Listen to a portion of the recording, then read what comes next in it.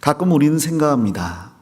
우리도 세상을 살아가는데 지혜가 필요한데 어떻게 하면 그 지혜를 얻을 수 있을까? 또 복음을 전하면서 항상 지혜가 없다는 것을 생각하게 됩니다. 내가 사랑하는 사람한테 말씀을 전하려고 애를 쓰는데 어쩌면 그렇게 지혜가 없는지 몇 마디 하다가 더 이상 대꾸할 말이 생각나지 않아서 입을 다무는 경우들도 많이 있습니다. 우리 어르신들은 자녀들이 구원받기를 간절히 바라서 자녀들에게 주님 말씀 믿으라고 권면을 하는데 어쩌면 자녀들이 그렇게 말씀을 안 듣는지, 더 나아가서 왜 나는 이렇게밖에 전하지 못하는지 한탄하는 경우도 많습니다. 우리 어린 학생들은 시험 볼 때마다 자기가 지혜가 없음을 한탄할 거예요. 아닌가요? 다 공부를 잘하나 보네요. 삶을 살아가면서 나에게 지식, 지혜가 더 있으면 얼마나 좋을까 하는 생각들을 많은 사람들이 합니다. 그리고 솔로몬처럼 정말 하나님께 지혜를 구해서 받을 수 있으면 얼마나 좋을까라는 생각들을 합니다. 자, 그런데 솔로몬은 이미 지혜 있는 사람이었지만 지혜가 있었기 때문에 더 큰 지혜를 구했습니다. 지혜를 구한 것 자체가 지혜라는 거죠. 그리고 하나님께서는 그에게 그 지혜를 주셨습니다. 왜 그랬을까? 먼저 그 이유를 살펴본 다음 이 재판을 생각해 보는 게 좋겠습니다. 3장으로 가보겠습니다. 3장 3절입니다. 솔로몬이 여호와를 사랑하고 그 붙인 다윗의 법도를 행하되 오히려 산당에서 제사하며 분향하더라. 이 솔로몬이 여호와를 사랑하고, 솔로몬이 태어났을 때 하나님께서 그를 사랑하셨다고 말씀합니다. 하나님의 사랑을 받은 솔로몬, 그는 자신이 하나님의 사랑을 받았다는 것을 알았습니다. 그래서 자기보다 나이가 많은 형들을 제치고 자신이 왕이 되었어요. 다윗이 낳은 아이들을 족보에서 따져보면 총 19명의 이름이 족보에 기록되어 있습니다. 그 외에도 첩의 아들들이 많다고 했습니다.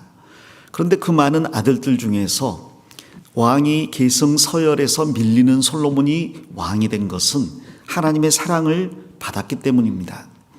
자신이 지혜를 가진 것도 하나님께서 지혜를 주셨기 때문이죠. 자기에게 모든 것을 주신 그 하나님을 솔로몬은 사랑했습니다. 그리고 하나님을 사랑했기 때문에 하나님의 은혜에 보답하고자 하는 마음이 있었습니다. 이제 하나님께서 나에게 왕위를 허락하셨는데, 권력, 힘을 허락하셨는데 이 권력을 가지고 어떻게 하나님께 영광을 돌릴 수 있을까?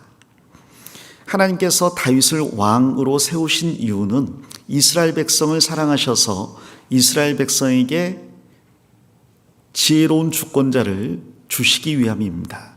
하나님을 사랑하고 백성을 사랑하는, 양 한 마리를 사랑하는 그 다윗을 주권자로 삼을 때 그 주권자 다윗이 백성들을 사랑으로 돌볼 수 있잖아요. 동일하게 다윗의 뒤를 이어서 솔로몬이 왕이 된 것은 하나님께서 이스라엘 백성들을 사랑하시기 때문입니다. 솔로몬도 사랑하고 이스라엘 백성도 사랑하기에 솔로몬을 들어서 이스라엘 백성들에게 하나님의 은혜를 베풀려고 하는 거죠.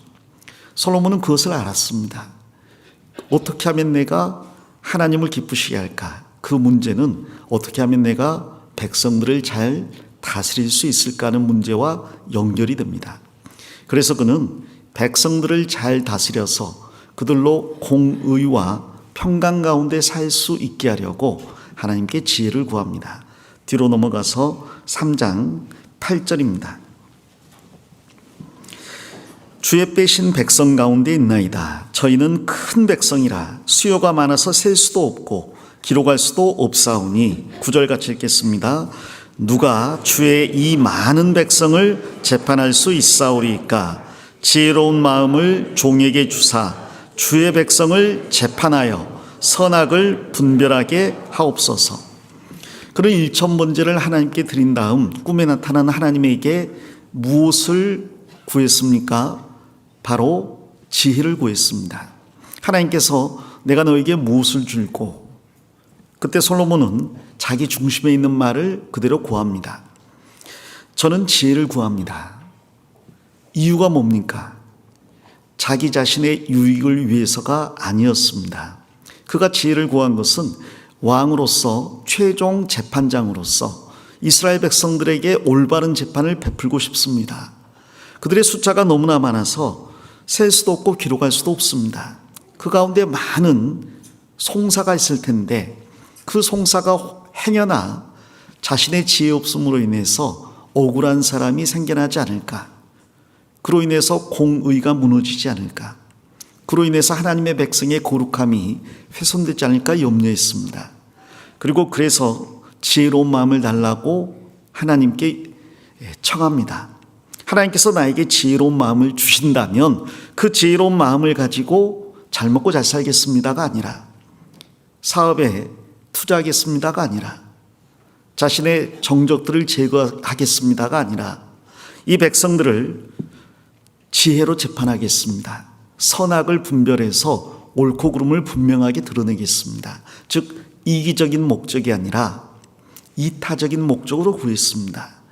그는 하나님을 사랑했을 뿐 아니라 하나님이 사랑하시는 이스라엘 백성들을 사랑했기 때문에 자기 위치에서 이스라엘 백성들에게 베풀 수 있는 최선의 것을 원했던 겁니다.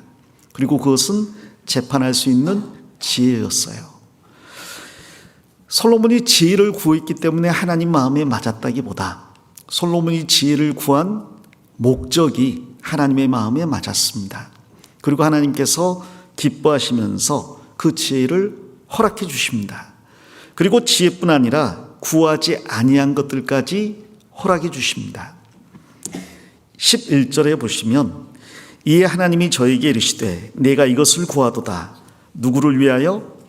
자기를 위하여 수도 구하지 아니하고 부도 구하지 아니하며 또 자기의 원수 생명 멸하기도 구하지 아니하고, 여기 자기를 위하여 구하지 않았다는 거죠. 백성을 위해서 구했다는 겁니다. 자기를 위하지 않은 이기적이 아닌 이타적인 목적으로 구했기 때문에 하나님께서 그 솔로몬에게 지혜를 허락합니다. 12절 내가 내 말대로 하여 내게 지혜롭고 총명한 마음을 주노니 너희 전에도 너와 같은 자가 없었거니와 너희 후에도 너와 같은 자가 일어남이 없으리라.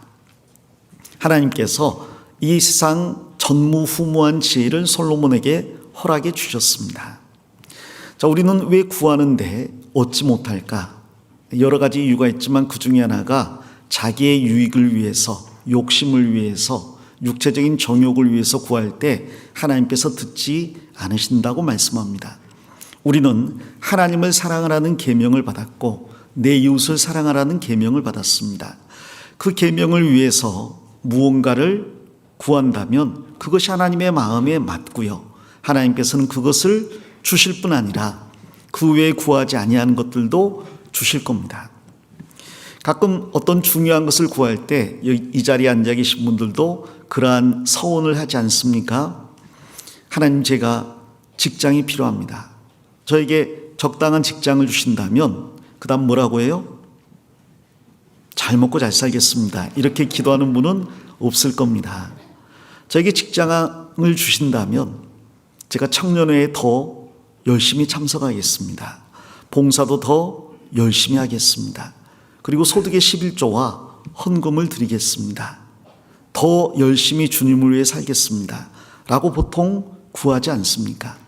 이기적이 아닌 이타적인 목적으로 사용할 테니 저에게 필요한 직장을 주십시오. 라고 구합니다. 하나님께서 이 사업을 축복해 주십시오. 그러면 제가 잘 먹고 잘 살겠습니다가 아니라 이 사업장을 통해서 주님의 복음을 더 많은 사람에게 전하겠습니다. 라고 기도하잖아요.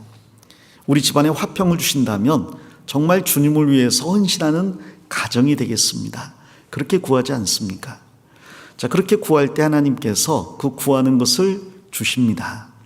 그런데 정말 그렇게 사용하고 있는지가 문제죠. 정말 하나님이 직장을 주셨을 때 그 직장을 통해 주님께 영광을 돌리고 더 열심히 신앙생활하며 주님께 드려야 될 것을 드리고 더 많은 사람에게 복음 전하는 데 열심을 내는가? 하나님께서 기도를 들어주시는 경우들이 너무나 많은데도 불구하고 우리는 그 기도할 때의 마음을 잃어버리는 경우들이 많습니다. 하나님의 은혜 베푸심을 잊어버리고 곧바로 이기적인 목적으로 돌아가는 경우가 많습니다. 하나님께서는 우리의 구하는 것을 주실 뿐 아니라 우리가 구한 것을 어떻게 사용하는지도 지켜보십니다. 그것이 바로 오늘 본문이 말씀하고 있는 거죠. 하나님께서 지혜를 솔로몬에게 주셨다는 말씀이 있고 난 다음에 곧바로 이 재판이 나옵니다. 왜 이것이 여기에 기록되어 있을까? 정말 솔로몬이 자신이 구한 그 목적에 맞게 하나님이 주신 지혜를 사용하는지 지켜보시고 시험하시고, 그리고 정말 솔로몬은 그러했다는 것을 우리에게 알려주시기 위해서 바로 이 창기의 재판을 기록해 두셨습니다. 하나님은 우리에게 주신 것을 지켜보시고 하나님의 목적에 맞게 사용하는지 반드시 시험하십니다.